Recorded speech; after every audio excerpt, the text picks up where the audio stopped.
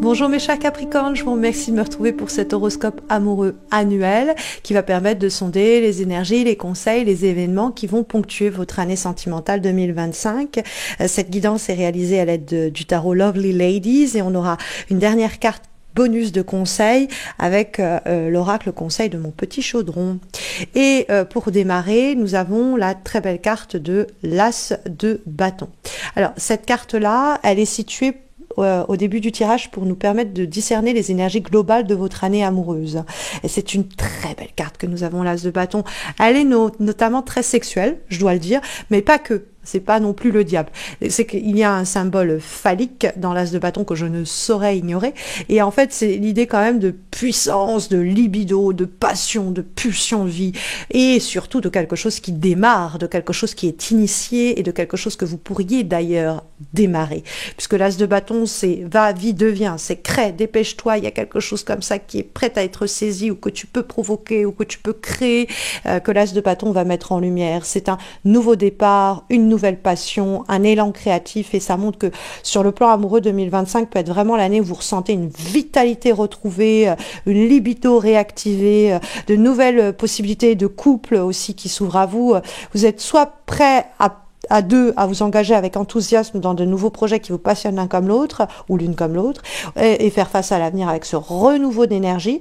Mais ça peut être l'idée qu'il y a un moment de renouveau dans le sens d'une nouvelle rencontre. Donc il peut y avoir une reconnexion passionnée et passionnelle si vous êtes déjà en relation, mais sinon il peut y avoir un moment terriblement puissant comme ça qui va se présenter à vous. C'est vraiment de l'énergie à tout va. Alors, il faut juste éviter de laisser la peur vous empêcher de prendre les initiatives dans vos relations amoureuses ou de procrastiner, de rester dans votre zone de confort. C'est je crée les opportunités, je provoque les opportunités, je saisis les opportunités. C'est vraiment agissez, parce que vous pourriez avoir sinon quelques regrets à ne pas le faire. Et dès que vous trouvez que quelque chose est stagnant, l'As de bâton nous dit que vous avez les moyens et les ressources pour dynamiser la situation. Donc, très belle énergie. On va trouver ensuite la lame majeure de l'ermite. Et vous avez beaucoup de lames majeures. Vous avez l'ermite, l'arcane sans nom et la tempérance qui indique que du coup, il y a beaucoup d'énergie importante cette année sur le plan affectif. Et donc, la carte de l'ermite, elle est néanmoins là pour nous parler des énergies passées. C'est la façon dont 2024 et peut-être même les années qui précèdent et ce qui s'y est produit sur le plan sentimental et pas que, quelquefois, mais ça peut influencer votre situation amoureuse actuelle, mais surtout à venir dans l'année, au cours de l'année 2025. Or, l'ermite, ça peut être l'idée que vous sortez d'une période de réflexion, de solitude, voire de célibat, parce que l'ermite est une carte qui nous montre que on s'est peut-être un peu replié sur soi dans une période de réflexion profonde sur nos attentes amoureuses. On a peut-être eu besoin le temps de guérir certaines choses, de comprendre nos désirs, de résoudre nos conflits émotionnels, et c'est pas plus mal, mais par contre, il faut que cette année, on sorte de cet isolement prolongé. C'est-à-dire que il faut pas rester dans sa grotte, il faut pas rester trop longtemps dans l'introspection. Le moment est venu de sortir de votre coquille et d'agir après tout ce temps de réflexion.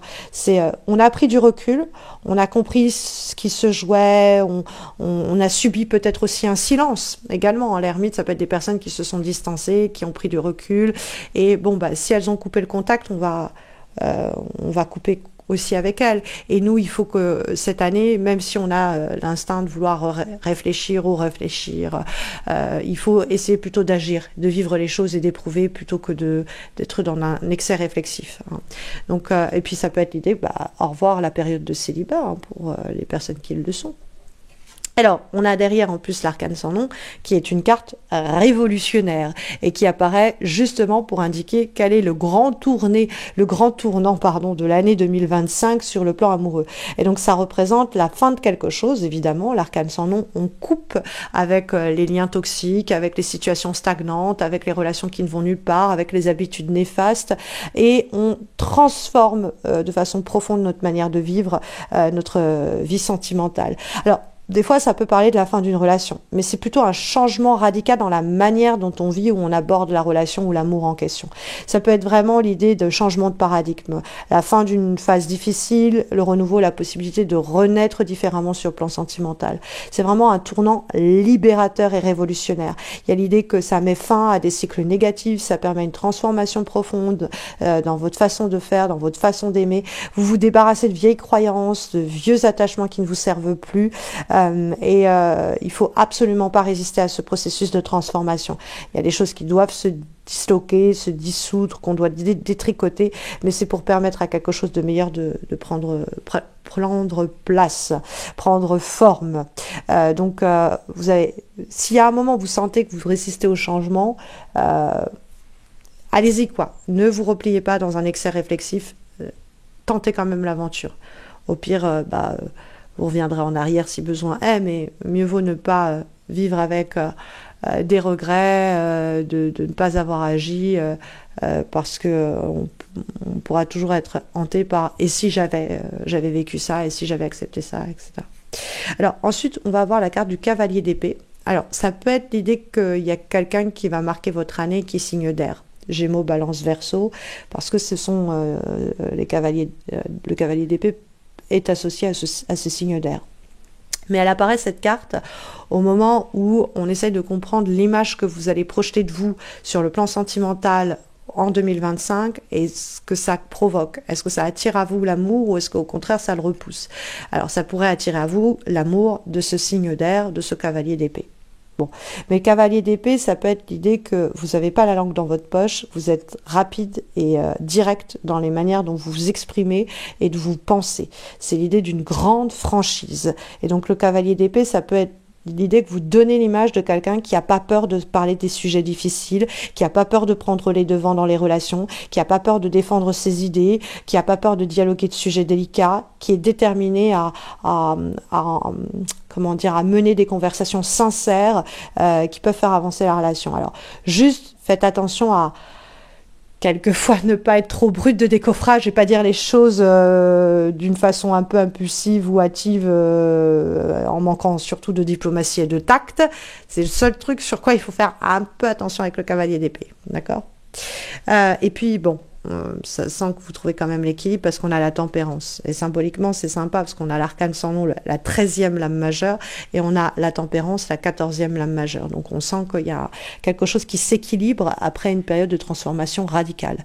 Donc en effet, la carte, elle apparaît pour nous dire voilà le résultat potentiel auquel on peut s'attendre sur le plan amoureux au cours de 2025, compte tenu des énergies en place. Et la tempérance, c'est une carte d'équilibre. C'est vraiment l'idée qu'on a réussi à mettre de l'eau dans son vin, à ne plus être en train de faire des grands écarts, à être plus dans des réactions excessives, trop ou pas assez, qu'on a réussi à équilibrer nos émotions, nos désirs dans notre relation, qu'on a réussi à peut-être gérer à la fois notre besoin d'indépendance, d'autonomie, de solitude et le coupler aux besoins de communion et de concession.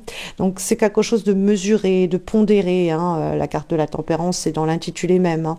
Donc ça nous guide vers des relations plus équilibrées, plus sereines, on gère les différences et les défis de manière constructive, sans excès, et donc on cherche à rester dans l'équilibre, dans le juste milieu. Donc ça peut mettre en lumière que il y a d'éventuels déséquilibres au cours de l'année, mais on fait ce qu'il faut pour que on remette les choses un peu dans l'ordre. C'est l'idée d'essayer d'arrondir les angles, de mettre de l'eau dans son vin et ainsi de suite. Une année plus équilibrée et plus équilibrante. Il peut y avoir aussi une amitié qui se transforme en une situation amoureuse. C'est plus anecdotique, mais ça mérite d'être quand même souligné. Et puis nous avons un dernier conseil pour terminer, issu donc de l'oracle, conseil de mon petit chaudron, et nous avons le conseil suivant: les obstacles peuvent te donner l'élan nécessaire pour progresser. Donc pour peut-être rééquilibrer aussi, voir que quand il y a une difficulté, c'est qu'il y a quelque chose qui n'est pas harmonisé, qu'il y a quelque chose qu'il faut harmoniser. S'il y a un obstacle, ça peut être aussi l'idée, il faut savoir couper avec tout ce qui va nous bloquer, être stagnant. Et donc ici, on a l'idée qu'il y a des difficultés qui peuvent être là, qui pourraient vous freiner, mais ça va vous aider plutôt à grandir, à vous transformer. Et que vous avez déjà traversé des périodes de solitude, de réflexion avec la carte de l'ermite, et que vous êtes sur le point de vivre une transformation radicale avec l'arcane sans nom. Donc les obstacles, en fait, sont des opportunités déguisées qui vont vous permettre de vous renforcer et d'avancer sur le plan amoureux. Donc les moments difficiles sont pas des fins en soi, mais des phases d'apprentissage. Ce sont des défis qui sont en fait des tremplins pour une évolution amoureuse. Donc ne vous laissez pas décourager quand il y a des moments durs, ça ouvre la voie à une croissance profonde pour un nouvel amour ou pour renouveler un amour déjà existant. Donc en conclusion, on a quand même cette idée d'une année de transformation pour vous, mes chers Capricornes. Vous passez de moments de réflexion très intériorisés au cours de l'année précédente à une évolution profonde et des changements rapides et des choses concrètes et des actions menées et des démarrages avec l'as de bâton et une harmonie retrouvée dans vos relations avec la tempérance, avec des tremplins, des obstacles qui sont en réalité des tremplins pour votre progrès personnel et amoureux. En tout cas, c'est comme ça que ça résonne pour vous, mes chers Capricornes. N'hésitez pas à me laisser un commentaire pour me dire comment vous le comprenez, ce tirage, et comment il s'applique à votre situation. N'hésitez pas à liker la vidéo, à vous abonner à ma chaîne si vous ne l'avez pas encore fait, pour ne pas rater les horoscopes mensuels que je poste chaque mois depuis 10 ans. Et puis, pour me motiver et me soutenir dans le cadre de cette initiative d'horoscope amoureux annuel. Et puis surtout, que je pense et que je réfléchis à mettre en place des horoscope amoureux trimestriel pour on va dire que je vous suive un petit peu plus façon filée et continue au cours de l'année, mais ça prend beaucoup de temps, alors que je fais déjà les horoscopes mensuels, que je suis tarologue à plein temps, ça fait beaucoup de vidéos à faire et beaucoup de tirages, mais si vous me laissez des commentaires, que vous likez, vous abonnez, ça va me motiver, je vais me dire allez, il faut c'est bon, on se remonte les manches, on se retrousse les manches et puis on va y aller, quoi. Voilà, j'en profite pour vous souhaiter à tous et à toutes, mes chers Capricornes, de très beaux mois amoureux à venir et plus encore. Et je vous dis, j'espère à bientôt. Prenez bien soin de vous.